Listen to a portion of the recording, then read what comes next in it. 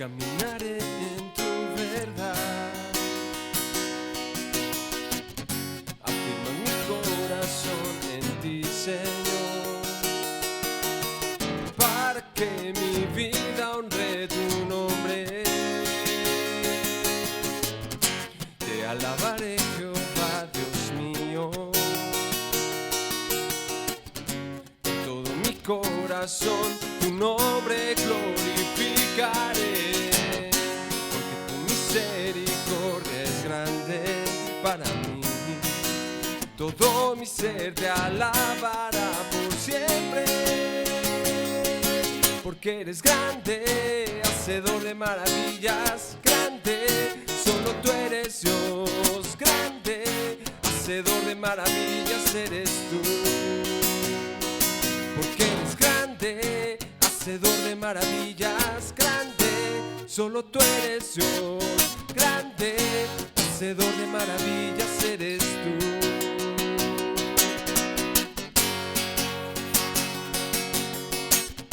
Enséñame, oh Dios, tu camino, yo caminaré en tu verdad. Afirma mi corazón en ti, Señor, para que mi vida honre tu nombre, porque eres grande, hacedor de maravillas, grande, solo tú eres Dios, grande, hacedor de maravillas eres tú, porque eres grande, hacedor de maravillas, grande, solo tú eres Dios, grande, hacedor de maravillas eres tú.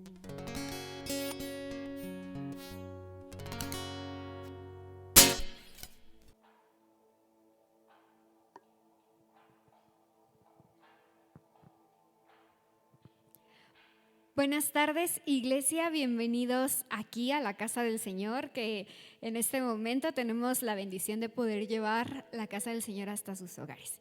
Y bueno, pues estamos en este martes de Semana Santa o Martes Santo como se conoce. Y el día de hoy tengo el privilegio de compartir con ustedes el tema El Rey obra maravillas. Voy a pedirte, yo sé que estás llegando del trabajo probablemente o de tus actividades o quizá ya te tomaste un tiempo de reposo para escuchar la palabra del Señor. Voy a pedirte que vayas por tu Biblia, que la tengas a la mano porque la vamos a estar utilizando y que abramos nuestra Biblia en Mateo 21. Mateo 21 del 18 al 22. Vamos a recurrir también a otros pasajes bíblicos, pero quiero pedirte que no pierdas de vista este pasaje. Mateo 21, de los versículos del 18 al 22. Y bueno, pues nuestro tema del día de hoy es El Rey obra maravillas. Cuando yo estaba en la secundaria, recuerdo una ocasión que creo que para muchos estudiantes fue un poco traumático, y es que el profesor nos pidió que nos juntáramos por equipos y bueno, nos dijo que teníamos que llevar una ranita. Teníamos que conseguir una ranita y yo me acuerdo que hubo un compañero que bueno, se encargó de eso, fue al mercado de su casa y consiguió la ranita. Era una ranita pequeña, ¿no? Nos cooperamos y bueno, la compramos, la llevamos al laboratorio y yo no sabía lo que estaba por pasar. Pero seguramente ustedes ya lo están pensando, pero en mi imaginación era bueno, pues vamos a cuidar de esta ranita y vamos a ver cómo esta ranita avanza y crece y etcétera, ¿no? Pero no, lo que hicimos fue que el profesor nos dio un líquido, ¿no? Y con este líquido lo remojamos en un algodoncito y se lo pusimos a la ranita y la ranita se durmió. Y bueno, una vez que se durmió, entonces nos dieron una especie de navajita de bisturí y abrimos a la ranita, ¿no? Y conocimos lo que había dentro de esa ranita. Hubo algunos que se desmayaron, otros que les dio muchísimo asco, entre ellos estaba yo, y bueno, a unos pocos que estaban maravillados de lo que había dentro de la ranita y de lo que se podía observar, ¿no? En mi caso, pues bueno, yo no soy bióloga, no estudié nada relacionado con esto y fue algo que me impactó muchísimo porque tuvimos que abrir a la ranita. Y al momento de abrirla, pues en realidad la estábamos matando, ¿no? Este tenía un propósito y el propósito era conocer la anatomía de la ranita. pero fue una actividad que impactó mi vida por los sentimientos que tuve en ese momento. Sin embargo, cumplió su objetivo y su propósito. Quiero pedirles que leamos Mateo 21, lo vamos a ir leyendo de los versículos del 18 al 22 y dice: por la mañana, volviendo a la ciudad, tuvo hambre, se refiere a nuestro Señor Jesucristo, y viendo una higuera cerca del camino, vino a ella, y no halló nada en ella, sino hojas solamente, y le dijo: nunca jamás nazca de ti fruto. Y luego se secó la higuera. Viendo esto, los discípulos decían maravillados: ¿cómo es que se secó enseguida la higuera?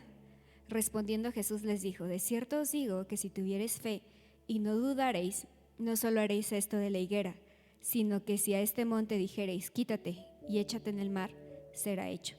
Y todo lo que pidiereis en oración, creyendo, lo recibiréis.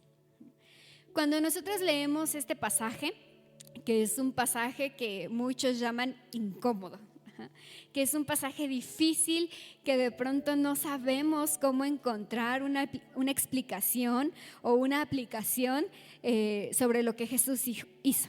Y podríamos hacernos la pregunta: bueno, Zaret, ¿pero qué tiene esto de maravilloso?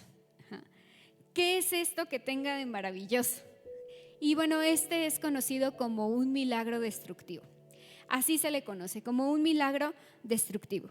La Biblia nos narra que Jesús se encontraba caminando y sabemos que nuestro Señor Jesucristo era Dios, pero también era hombre. Y entonces presenta una de las necesidades básicas del ser humano, como lo es el hambre. Pero venimos de ver a Jesús que se para frente a la higuera y entonces está delante de esa higuera y la ve llena de hojas, ¿no? Y cuando la ve llena de hojas, entonces dice: bueno, seguramente hay higos, y llega hasta donde está la higuera y, oh sorpresa, no había ni un higo. Y Jesús, cuando ve que está vacía y que tiene hambre, entonces la maldice. La maldice y le dice, y la higuera al instante se seca. La higuera en la región donde vivía nuestro Señor Jesucristo es un árbol tremendamente fecundo. Se dice que la higuera produce higos 10 meses al año, o sea, prácticamente siempre, ¿no? En el momento que quisieran podrían ir y tomar un higo, pero justamente en ese momento no tenía frutos. La higuera produce antes el fruto que las hojas. Cuando nosotros vemos una higuera nos damos cuenta que empiezan a brotar las bolitas aún cuando no maduran y después empiezan a salir las hojas. Para cuando la higuera está llena de hojas, entonces es probable que también esté llena de frutos. Pero esta higuera no tenía ningún fruto. Jesús entonces, al no poder satisfacer su hambre, la maldice y la higuera se seca. Los discípulos, creo que cuando estaban observando a Jesús que buscaba higos y se dieron cuenta de que no había ninguno, creo que quizá pensaron como quizá yo misma lo hice, bueno, Jesús va a obrar un milagro y entonces, pues si Jesús pudo alimentar a una multitud con 5 panes y 2 peces, pues bueno, puede hacer que de la higuera nazcan y crezcan y maduren frutos al instante y entonces poder obtener el fruto de la higuera. Vemos a Jesús que había convertido el agua en vino, entonces, bueno, pues ¿qué era hacer que una higuera diera frutos? Pero no, el milagro de Jesús fue secar la higuera. La higuera es mencionada muchas veces en la Biblia. En Marcos 13:28 nos dice: de la higuera aprended la parábola. Cuando su rama ya se pone tierna y echa las hojas, sabéis que el verano está cerca. Incluso en Lucas se nos habla de una parábola de la higuera estéril, ¿no? A la que antes de ser cortada entonces se le da otra oportunidad porque durante 3 años no había echado frutos. Los profetas asocian a la higuera con el pueblo de Israel. Oseas dice que Israel es como el fruto temprano de la higuera. Isaías refiere que los primeros higos de la temporada son como el pueblo de Israel. Miqueas dice que Israel es como una higuera vacía.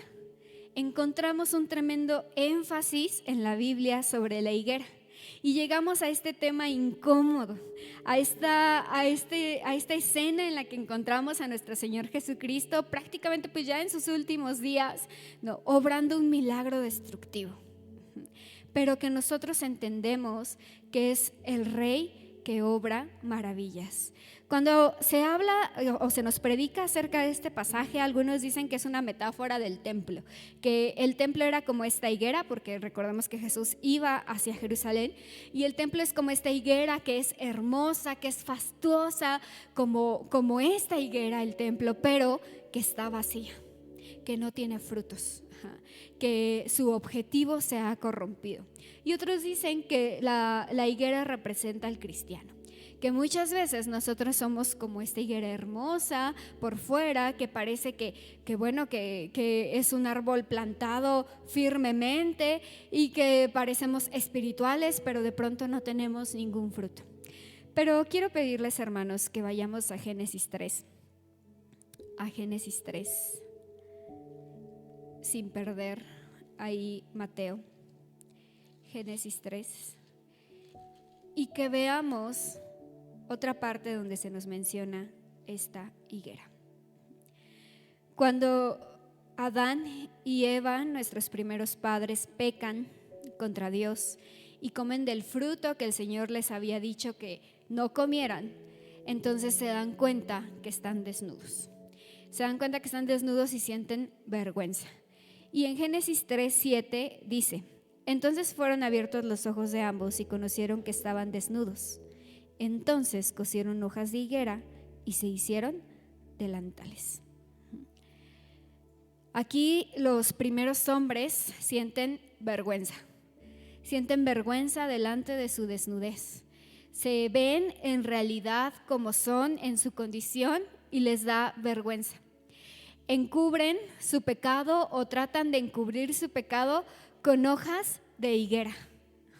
Ellos en su desesperación entonces buscan sus propios recursos y toman de las hojas de las higueras y entonces las empiezan a unir y para cubrir, ¿no?, sus cuerpos, para no verse expuestos y desnudos.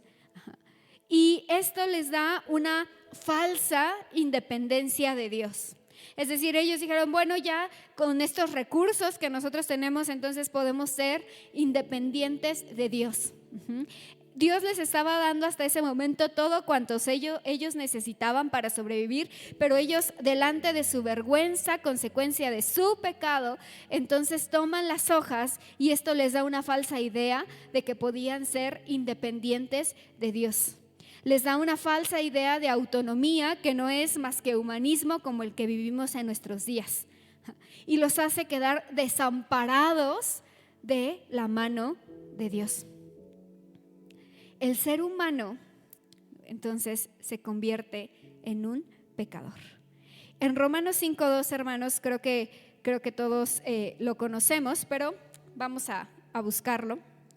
En Romanos 5:12 nos dice la palabra de Dios: por tanto, como el pecado entró en el mundo por un hombre y por el pecado la muerte, así pasó la muerte a todos los hombres por cuanto todos pecaron. Esto es lo que nos dice la palabra. A través del pecado de Adán y Eva, entonces el ser humano, el género humano, está condenado a sufrir la muerte eterna. Porque ahora somos incapaces de agradar y satisfacer los anhelos, los deseos, las necesidades de Dios. Nos vemos incapaces de proveer a Dios del alimento de nuestro cuerpo. Podemos ser como esa higuera hermosa, pero vacía. Hermosa porque estamos llenos de hojas, pero que no llevamos fruto. Porque en realidad estamos muertos y estamos secos hasta las raíces, como lo menciona Marcos. Estamos secos hasta la raíz. La Biblia nos dice en Romanos 6:23 que la paga del pecado es muerte. Nuestro destino era la muerte, y era la muerte gracias a nuestro propio pecado, no al pecado de Adán y Eva, que fue el pecado original, sino también por nuestra propia condición pecaminosa que nos hace apartarnos de Dios y ser incapaces de satisfacer los deseos y los anhelos de nuestro Señor. Entonces estamos condenados al pecado y a la muerte. Pero también, hermanos, encontramos en Génesis 3:21, el primer sacrificio. Y es que cuando el Señor llega con Adán, ¿no? Y Adán entonces empieza a poner 1000 excusas de la situación que estaba viviendo, el Señor hace un sacrificio. Y este sacrificio muy probablemente era el de un cordero. Y en Génesis 3:21 dice: Jehová Dios hizo al hombre y a su mujer túnicas de pieles y los vistió. Jehová Dios hizo al hombre y a su mujer túnicas de pieles y los vistió. El hombre, el ser humano, Adán y Eva, llegaron a pensar que era suficiente tomar hojas de higo y colocarlas en su cuerpo para cubrir su desnudez. Pero entonces el Señor toma probablemente y seguramente a un cordero y entonces lo sacrifica para hacer con la piel de ese cordero túnicas para el hombre y para la mujer, para que cubrieran su desnudez. Entonces Dios ahí anuncia, ¿no?, el sacrificio único, el sacrificio suficiente que iba a ser el de nuestro Señor Jesucristo, para que nosotros con nuestros propios medios, que era imposible acercarnos al Padre y reconciliarnos con el Padre y tener la oportunidad de vivir nuevamente, pudiéramos acceder a la salvación. Dios adhiere al cuerpo del ser humano, ¿no?, con la promesa de que en algún momento iba a venir el Redentor que nos iba a revestir de gracia. En Mateo 21, en el versículo 21, Jesús les dice, cuando los discípulos están maravillados, les dice: es que si ustedes tuvieran fe y si no dudaren, no harían solo lo de la higuera, sino que dirían a este monte: vete hacia allá, y él se iría. Y nos da esta promesa: si tuvieran fe y no dudaren. Es decir, todo aquel que en él cree, que creemos en su sacrificio único y suficiente para ser transformados de nuestra condición de pecado. Si creyéremos, ¿no?, y no dudáremos de su sacrificio que nos permite la redención en Cristo Jesús, es a lo que se refiere el Maestro. Romanos 5:13 dice: pues antes de la ley había pecado en el mundo, pero donde no hay ley no se inculpa el pecado. No obstante, reinó la muerte desde Adán hasta Moisés.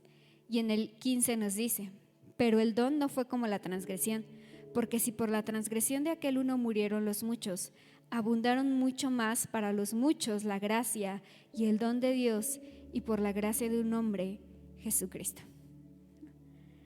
La paga del pecado es muerte, mas la dádiva de Dios es vida eterna en Cristo Jesús. Jesús fue suficiente para terminar con nuestro pecado. En la historia incómoda de la higuera encontramos la condición de la humanidad, aparentemente viva, aparentemente autosuficiente, aparentemente autónoma, aparentemente independiente, aparentemente suficiente, aparentemente vasta, aparentemente hermosa, pero está muerta y pestilente. Jesús, a través de su sacrificio, cambia nuestra vergüenza por arrepentimiento. Cambia el encubrimiento del pecado a través de algo tan absurdo como hojas de higuera por la grandiosa y hermosa justificación por la gracia. Cambia la falsa idea de la independencia de Dios por la adherencia a Él a través de su sangre preciosa. Cambia el desamparo por el amparo que nos proporciona la cruz.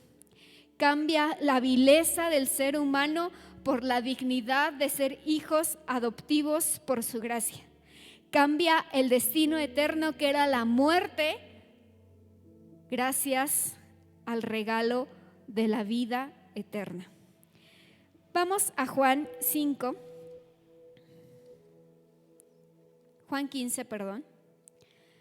15, y vamos a leer de los versículos del 1 al 7. Nos dice: yo soy la vid verdadera y mi Padre es el labrador. Todo pámpano que en mí no lleva fruto lo quitará, y todo aquel que lleva fruto lo limpiará, para que lleve más fruto. Ya vosotros estáis limpios por la palabra que os he hablado. Permaneced en mí y yo en vosotros, como el pámpano no puede llevar fruto por sí mismo si no permanece en la vid. así tampoco vosotros si no permanecéis en mí. Yo soy la vid, vosotros los pámpanos. El que permanece en mí y yo en él, éste lleva mucho fruto, porque separados de mí, nada podéis hacer. El que en mí no permanece será echado fuera como pámpano y se secará, y los recogen y los echan al fuego y arden. Si permanecen en mí y mis palabras permanecen en vosotros, pedid lo que queréis y os será hecho. Encontramos una perfecta correlación en el versículo 7 cuando nos dice, si permanecéis en mí y mis palabras permanecen en vosotros, pedid todo lo que queréis y os será hecho. Esa es la misma promesa que el Señor Jesucristo les hace a sus discípulos cuando están enfrente de esa zarza seca. La promesa era que ahora ya no iban a estar hermosos pero sin fruto, sino que iban a ser hermosos y que iban a llevar muchísimo fruto porque ya no dependía de sí mismos, sino ahora estamos ahí anclados a la vid verdadera que es Cristo Jesús. Ya no somos más simples, rasposas hojas de higo, sino somos pámpanos adheridos a la fuente de la vid verdadera que es Cristo Jesús. Nuestro destino externo era ser secos y ser muertos como esa higuera que estaba en el camino de Jesús. Pero Jesús cambió nuestra condición y nuestro destino eterno a través de su sacrificio redentor en la cruz del Calvario y a través de su resurrección gloriosa que vemos al final de esta Semana Santa. Nosotros ahora somos pámpanos que esperamos la venida de nuestro Señor Jesucristo porque hemos tenido fe y no hemos dudado. Y sabemos que nuestro Rey viene por segunda vez y que viene pronto para recoger estos pámpanos que llevan fruto y para que reinemos juntamente con Él. Que el Señor les bendiga, hermanos.